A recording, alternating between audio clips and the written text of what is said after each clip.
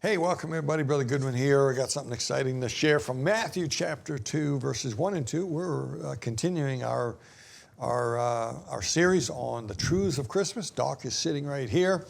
And go to the website, ProtestantSpotlight.com. Get the DVD if you don't have it. It's going to be life-changing for you. There's also CDs there.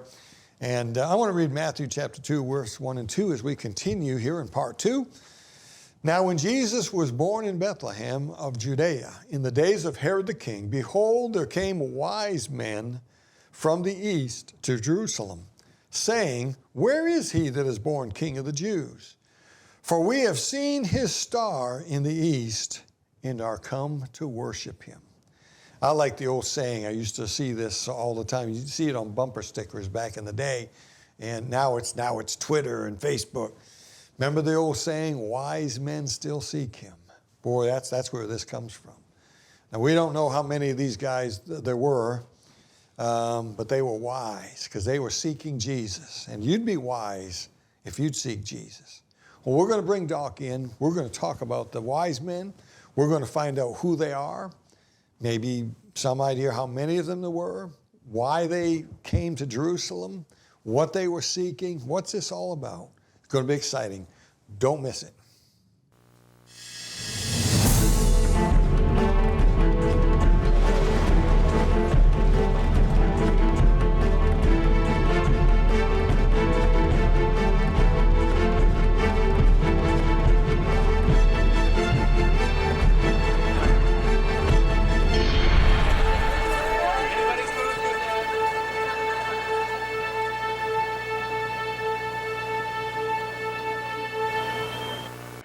Welcome. Prophecy in the Spotlight here. Doc, this is, I love the Christmas time of year. I love this kind of stuff. And I preached a sermon. I hate to even tell you this. This is a long time ago.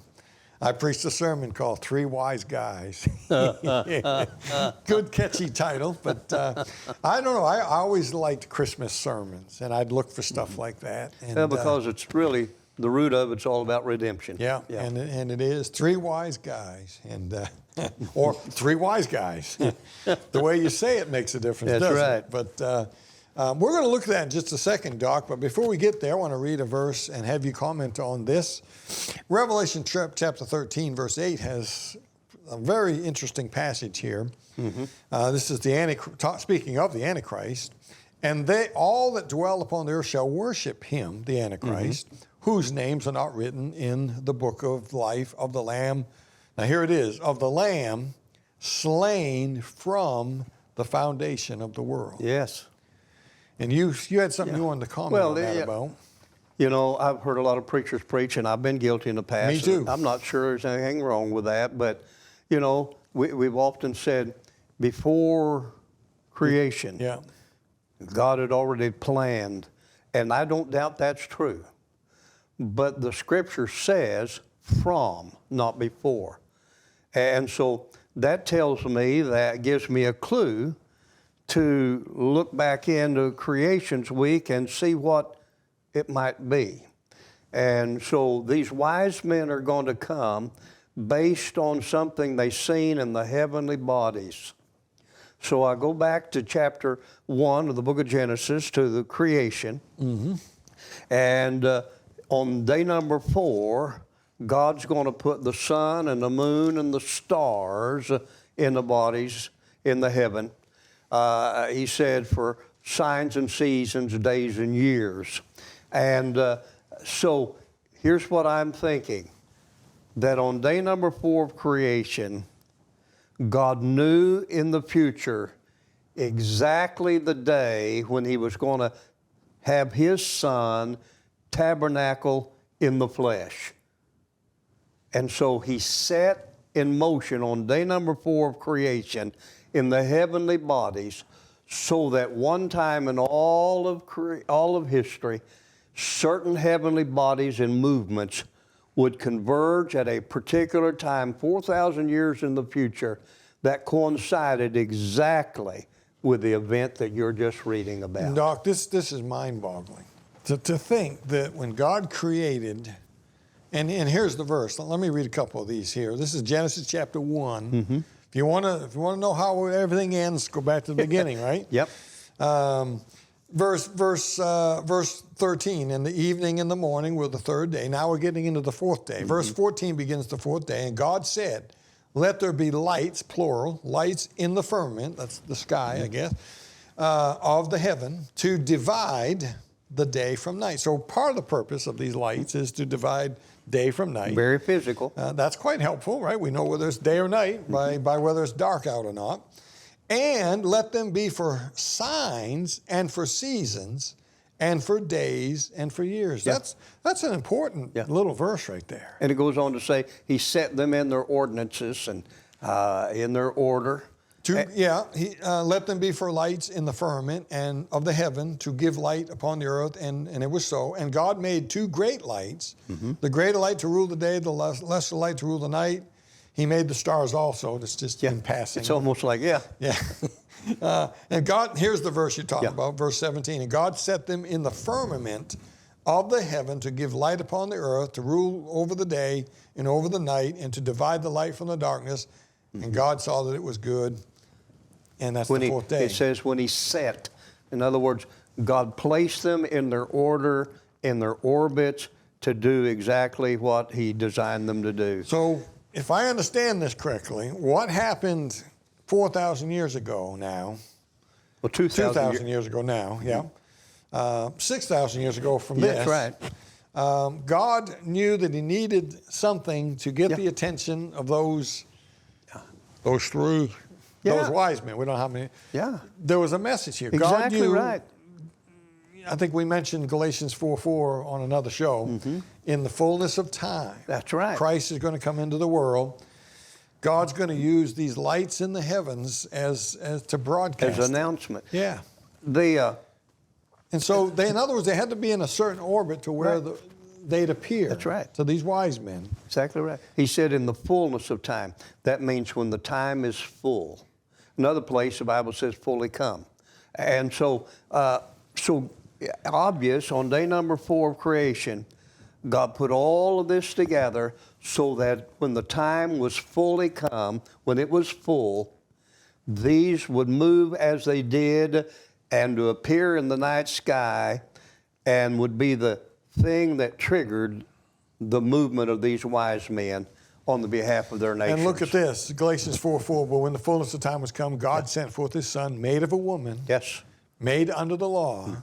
And then verse 5, listen to this. What for? To redeem them that were under the law, that we might receive the adoption of sons. Yes. Because the law killeth. Yes. And you don't get saved under the law condemns. But the Spirit maketh alive. And so here we go in this wise men's coming. They're coming because literally 4,000 years before that, God set in motion something that would happen that would get their attention in a very big way. Yeah. And there's more to that. These wise men, they're coming. I'm convinced from my research and information that I've been able to dig up in all of these years of working on this, that it goes all the way back to Daniel's influence in the Chaldean kingdom. Because out of the Chaldean kingdom came a lot of educational advancement. Daniel is going to be placed in charge of all the educational system in Chaldean system under the Babylonians and later under the Persians. And so what history reveals is that one of his pupils was named Zoroaster. And Zoroaster is what is the head of what we call, throughout history, has been called Zoroastrianism.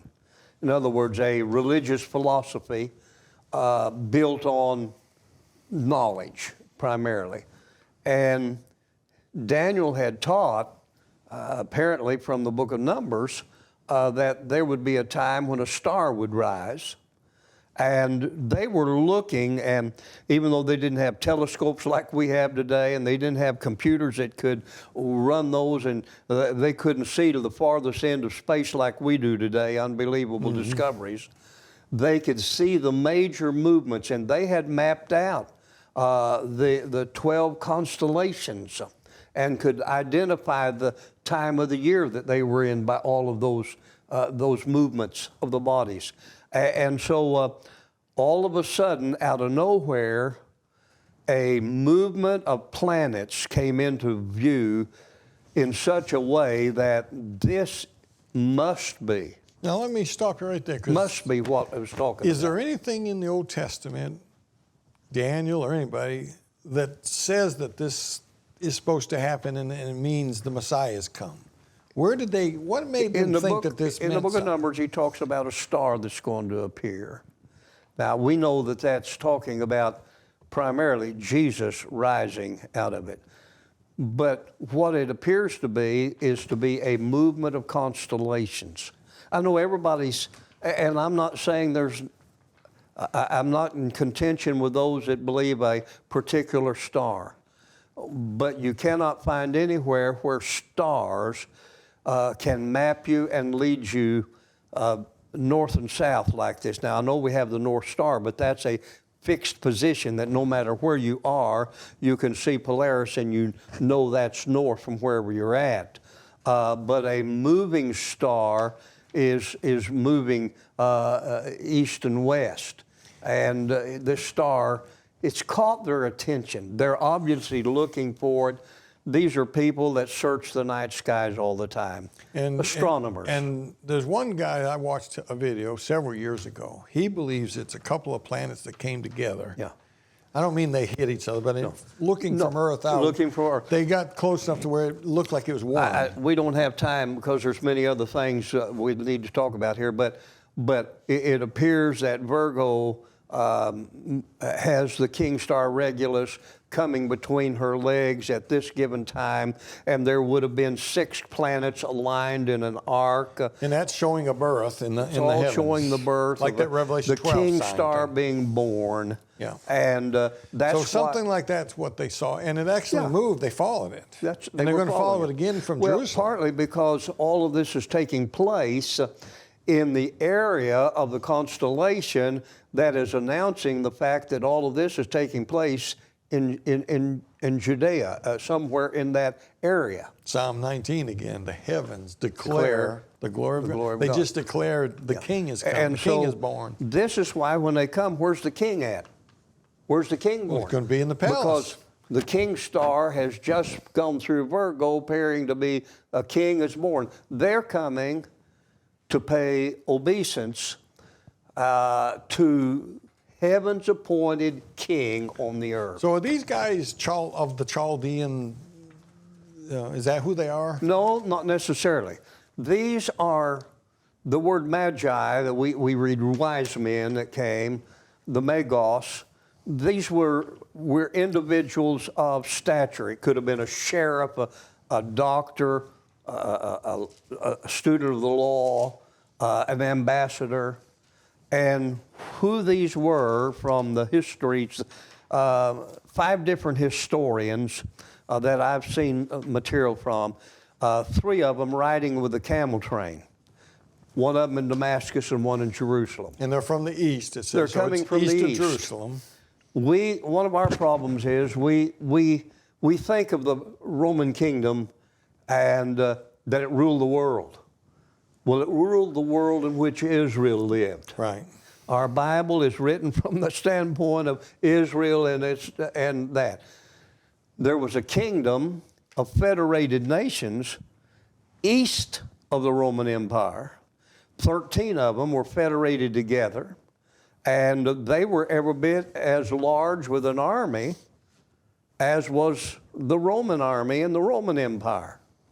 And from some of the documentation, we know that an ambassador came to the courts at Rome announcing, we're coming as a war. We're coming because we got word that you killed the newborn king, that we, our nations, sent our ambassadors, and we have already placed our allegiance to that newborn king.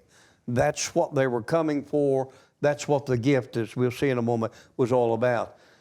That's why the Roman Empire called Herod up, put him on trial and found him guilty because he had all the babies, boys 2 years old and under, slain. All revolving around this story. That's why Herod wants to know, when did you see this? Okay, so let's go back to the beginning here. They see this event in the heavens. They get their caravan together, and probably that when that star appeared and they saw it, whatever it was, planet, star, it was probably the actual birth of Christ. Would have been. Hundreds of miles away. They have to get their caravan together. They have to get food. I mean, they got to have. They got a big entourage here. Probably year and a half before they arrive. Yeah. From the time they saw it. Here's the thing. They're going to travel. They're going to carry a lot of valuables. Their gold and silver and myrrh. And not only that, but in order to do that, they're going to have to bring armed guards with them. So there's going to be military involved. In order to do all of that, you got to have a lot of extra food. In order to do all that, you got to have a lot of extra people to do the cooking and the taking care of all of this. This would be like us sending an ambassador someplace with a box full of gold. We wouldn't put them on an airplane without escort and without protection. Just put it in a bag, put it on the shoulder. Yeah. So it would have been somewhere in the neighborhood, because when this account of this ambassador coming to the courts in Rome, it was on the 18th day of January when he walked into the courts, and it would have made sense and help us understand that it was at least 18 to 21 months after the birth of Christ before these men finally come to Jerusalem. And there are some clues in the Gospels that prove that. Yes. We've come, where is he born, King of the Jews? We've come to worship him. They went to Jerusalem, not Bethlehem. He's not in Jerusalem. By the way, he's not in Bethlehem either. He's not anymore. in Bethlehem. He's in Egypt, I think. No, he's in Nazareth at this point. Okay, but he'd been in Egypt. No, he's not gone to Egypt yet. Oh, that's right. That's right. I got it backwards. So after they leave, then they take him to Egypt. So after this, they are warned that the information was given is not really what we wanted to hear, and they see a sign. We call it the star that led them north. I don't know exactly what it is. It may have been something special from God, no doubt, but they go north and they find a young child and his mother in a house. As I understand, when Herod says, go find him and then bring us word when you found him, because he's lying, he wants to kill him, the star begins to move again. And they follow it, and I think it takes them to Nazareth. It takes them to Nazareth. Again, I don't think anybody's going to know for certain until we get to heaven, and we won't even have to ask then how all of that worked. But they make their way. And they don't find a baby in a manger. They find the young child. They find a young child. He's 2 years old, possibly. And the words that are used there are different from a newborn and an infant to a young child who would have been a toddler. Yeah. And so it's just about 2 years after he's actually born. They bring gifts, and we're going to want to know, them gifts mean something. Yeah. Well, let me back up a minute. From the 5 historians, you put the information together, there are over 1,000 camels in the camel train. And these are representatives from 13 federated nations coming because they've seen a sign in heaven that's told them that heaven has announced heaven's appointed king on the earth. So that's why they want to know where's the king that's been born. And of course that shocks old Herod. He has to get his scribes and say, hey, what is this about? And they had to go look it up themselves. They should have been following Daniel's plan, and they'd have known that we're not very many years before the fulfillment of Daniel's 483 years here. Yeah. Anyway, so they go up there and they do worship. To us, I think, is different than worship in their minds. Their form of worship was obeisance, prostrating themselves before a king. They knew he was just a child, but in their minds, it's obvious heaven has told us this child is destined to be king. And he really is, amen? Yeah. And so they give what is called in history the gift of Ramses. Nebuchadnezzar evidently is the first to give it, but it was given to Ramses the Great of Egypt. After a prolonged war, we recognize you really are the king. That's heaven's appointment, because in those days, they all believed Caesar was supposedly God's appointed king on the earth. And so they are giving the gift that was given to various people throughout the ages. It was given to Alexander Great and others by people representing, we recognize you are the king. And the gold and the frankincense, all of these were expensive, not only the gold, but all these spices. These Mary relates to the questions asked by her in the 27 Talmud, relates that these were used for her family to be able to live in Egypt. And by the way, she lived with relatives in Egypt, because Mary and her descendants, we don't have time, I've got it in the information that people can get, but her family moved back from Egypt after the Assyrian campaign was over and moved back to Israel. So she naturally, and Joseph can go and live with her family down there, and they've got the means to do it. So God is providing many things. He's demonstrating to the world, this is my king. And then he's saying, I'm going to take care of all of this. And so that's the story of the wise men. Let's pause right there, and I got a couple of things I want to ask you about that. Let's pause right there. She's got the book and the CD up there, or the DVDs and the CDs that folks can get by simply going to Processing the Spotlight. I want to remind you also, Christmas time means gift giving. I have 2 new books out, The Prophecy Puzzle, my most important book I've ever written. That would be a great gift for your pastor or some of your brothers, relatives, friends, people at work. Life-changing, The Prophecy Puzzle. It's on the website. And my brandy new book, The Daniel Study Guide. You can get that as well. These would be great gifts. What a good gift to give a book, something that'll be life-changing for somebody rather than just something temporal. So consider that. And lastly, let me say this. We're nearing the time of the payment of the TV stations, the bill that we got to pay every 3 months. We've just got a few more weeks down the road for that. It's very important that we get some help. And we are viewer supported. If you can write a check, if you can make a phone call, give by credit card, whatever, we'd love to hear from you. Many of you give regularly. We appreciate it very much. But we need a few $1,000s to get us there if we're going to stay on all the networks that we're on. And so pray about that. Give us a call or get a check in the mail. There's the address right there. And or you can call the 800 number and you can give a donation over the phone if you'd rather do it that way. So Doc, we call them the 3 wise men. That's not really accurate, but they had 3 gifts, but they represented 13 nations. Yeah, and the 3 gifts are important: the gold, frankincense, and myrrh, and they mean different things. The myrrh, I think, for his burial. They talk about that. We see all of that from our perspective, but they were giving it politically. Another clue that we see that this is later, possibly a year and a half or more later from the birth of Christ. The star appeared at his birth, but it took him a while to get there. They come from the east.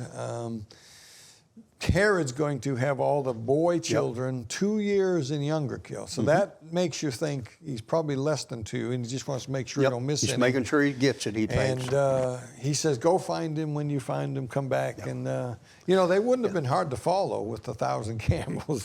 He could have tracked them anywhere.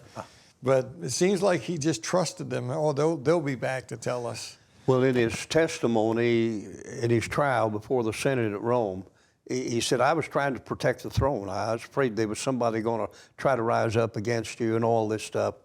And the Caesar, they said he kicked over a vase and said it'd be better for a donkey in your kingdom than a man. Wow. And so he lost his kingdom. You know the story that we know how he died and all of that. He died the same week that the date was set to take his kingdom away. He had options of giving it up to his son. He killed most of his relatives so they couldn't have it. Yeah. Ended up died Just like he did. A wicked man. A very wicked man, yes. I think, I was going to say how he died, but I won't say it. Right. Anyway, so the wise men go there, they give their gifts, and an angel speaks to them, says, don't go back to Herod, go another way and go home. And they did. And I'm sure they turned and went right back east. Can you imagine the stories that they had to tell their grandchildren? Oh, my. Wow. For the rest of their lives. You know, I can see them as old men telling the story. Yeah. The day we went to Jerusalem, traveled all, we saw this miracle in the heavens, and we saw him. We saw him laying, 2 years old or whatever he was. I don't know. But it's none of this is a part of the traditional Christmas story, but it is the facts and the truths of Christmas. Of course, they're part of it, but the timing of it's The what timing of people it. get wrong. And I'm not opposed to a nativity I still like my scene. manger scene, the nativity. That's what I'm I saying. still The like nativity scene, I understand. You know, the movie Ben-Hur from the 50s, awesome movie. I know they don't get everything right, but it starts out with the birth of Christ, and in comes the three wise men. Yeah. And I know it's not biblical because the timing's wrong, but it's still powerful.